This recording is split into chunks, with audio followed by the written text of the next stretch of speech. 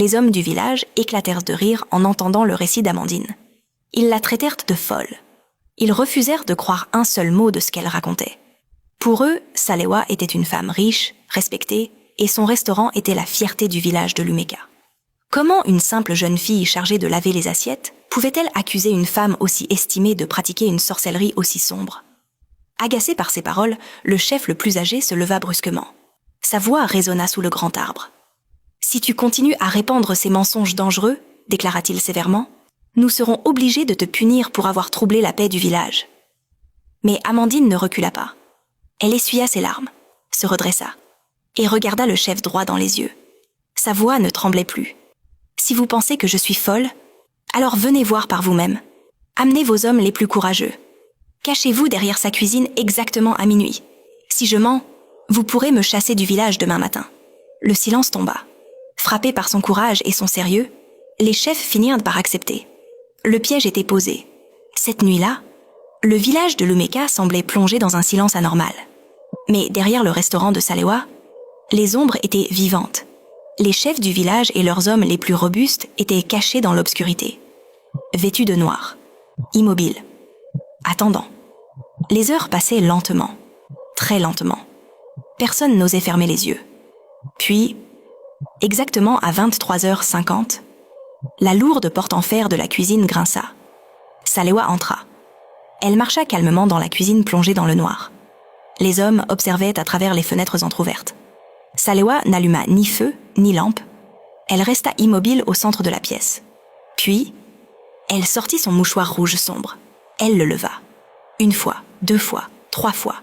Puis elle frappa 3 fois dans ses mains. Instantanément, un vent glacé traversa la cour. Les hommes frissonnèrent. Et sous leurs yeux horrifiés, des silhouettes commencèrent à apparaître, sortant du vide. Ils reconnurent leurs voisins, des forgerons, des cultivateurs, des commerçants, des pères de famille. Tous commencèrent à travailler, à piler l'igname, à laver les marmites, à remuer les énormes casseroles. Salewa souriait, un sourire sombre, cruel. Elle donnait des ordres. Plus vite, remuez correctement cette sauce, pilez cet igname. Les pilons s'abattaient lourdement dans les mortiers.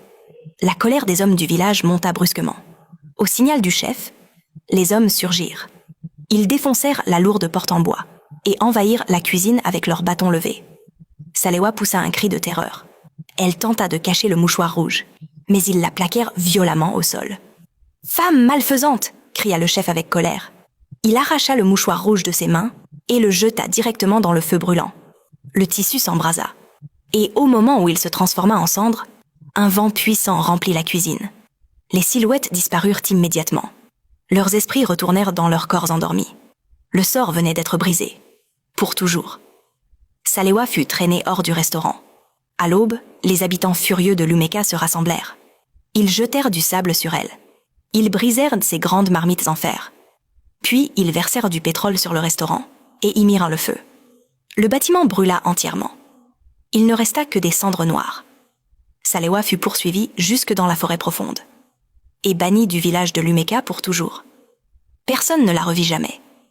Mais son histoire continua d'être racontée aux enfants, aux voyageurs et à tous ceux qui arrivaient dans le village. Car les anciens voulaient que personne n'oublie cette leçon. Tout ce qui est sucré n'est pas toujours bon pour l'âme.